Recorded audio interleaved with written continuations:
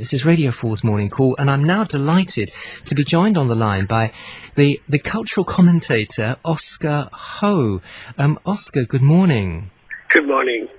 And the reason I've invited you onto the programme is because, of course, tomorrow there is a press conference taking place at the Fringe Club announcing details of various events celebrating the life and work of somebody who's described as one of the most celebrated men of letters in Hong Kong, Leung Ping Kwan. And now you are, I understand, the curator of, is it 2 exhibitions involved in these activities?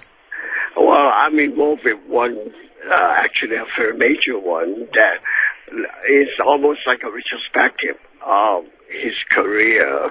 But of course, PK is such a complex person, this involving with a lot of activities. So this exhibition, which is going to be held at the Central Library, is going to focus on his poetic career, his poetry and literary career. Yeah. And I think I'm right in saying that you were actually very close to him, that you were good friends. Yes, I think Peking is really concerned about Hong Kong and Hong Kong identity. And so since the early 90s, we were working together. And since he's got ill around 2 years ago, he has been contemplating about an exhibition. So from that moment on, we were even closer because he was asking me to help to conceive an idea for this really major exhibition of his. I'm interested to go back to what you said in your opening sentence, and that was you described him as a complex man. Yes. Why do you use that word? Why do you feel he was a complex man? His complex is that his interest and his knowledge is far, far more broader than poetry or literature. He's interested in film, he's interested in visual and traditional opera, from Kwanju to Cantonese opera in movies. And it's such a pleasure talking with him. He's also interested very much in eating. So he makes friends with almost the entire cultural communities of Hong Kong. And he collaborates, not only he writes poems, but he also interacts with other artists in making films and dance and all kinds of artwork. So he's extremely diversified and interested in almost everything.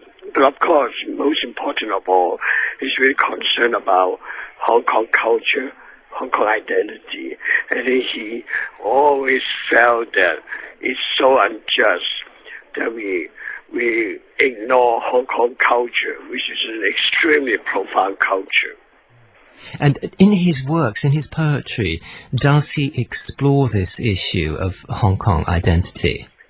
Yes, very much so. He's one of the earliest cultural worker or practitioner who's really actively promote and try to make people understand, especially within popular culture, like old Hong Kong movies, or even the Hong Kong cuisine and the street landscape. All of this reflects a very distinctive culture that has long been underestimated or even totally ignored. So, in his poetry, is it something that he would like to, that he usually recited in Cantonese? Yes, definitely. Not only that, I think in his poetry, he always talked about Hong Kong, the landscape, and of course the food. He loves it. But also his kind of active engagement with the community.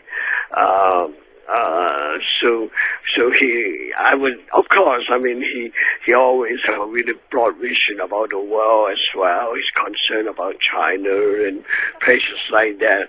But deep in the heart, I think he's very, very concerned and care about Hong Kong culture. How would you describe, this is a tricky question perhaps, but how would you describe the style of his poetry? Is it quite colloquial, quite to be performed? Is it lyrical? Well, actually, it's because it's complex. I mean, there are times really, the only part I would say, stylistically, it could be quite diversified, but he's quite approachable, just like him. The works are really beautiful, and sometimes it's quite simple and intimate, and I guess in his poems you see a lot of his everyday life, his relationship with friends and the plays. So one thing you can say, he's not pretentious, honestly. He's quite simple and direct and intimate.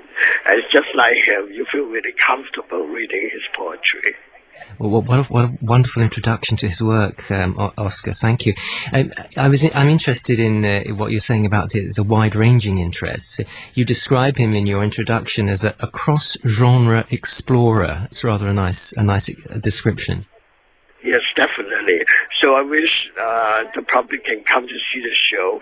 What we try to do is not only just to show his poetry, but also his interaction with the community. So it's a collective celebration of a really, really wonderful poet, but most of our wonderful friends of all the arts people in Hong Kong. And just remind us of, well, first of all, there's a press conference, isn't there, tomorrow, yes. Is that right? Yes, that's right. The exhibition will start on January the 9th and then end on the 30th. So please, come and celebrate his really wonderful life and a really important cultural asset of Hong Kong. And the name of the exhibition is Journeys of Leung Ping Quan, is that right? Yeah, that's right. His life is always floating around, looking for things in a really carefree way. It's a wonderful, slightly chaotic and imaginative kind of process. Yeah. How wonderful. That's at the Exhibition Gallery, Hong Kong Central Library in Causeway Bay. Well, Oscar, thank you so much for that really wonderful introduction. I'd like to mention as well, there's also another exhibition at Fringe Club, which is after he's passed away. A lot of artists pay tribute to him. Yeah. At the same time, okay? And that's what is the main theme of this other exhibition, right? Yeah, that's right. It's tribute to him. And that also begins on January the 9th. That's right, the same night. Same night. Oscar Ho, thank you very much for joining us today. Bye-bye. Bye-bye. Oscar Ho, who is a well-known cultural commentator and a friend of the poet Leung Ping Quan, whose life will be celebrated in this exhibition opening on January the 9th. At the Central Library, but there is, as I say, this press conference tomorrow.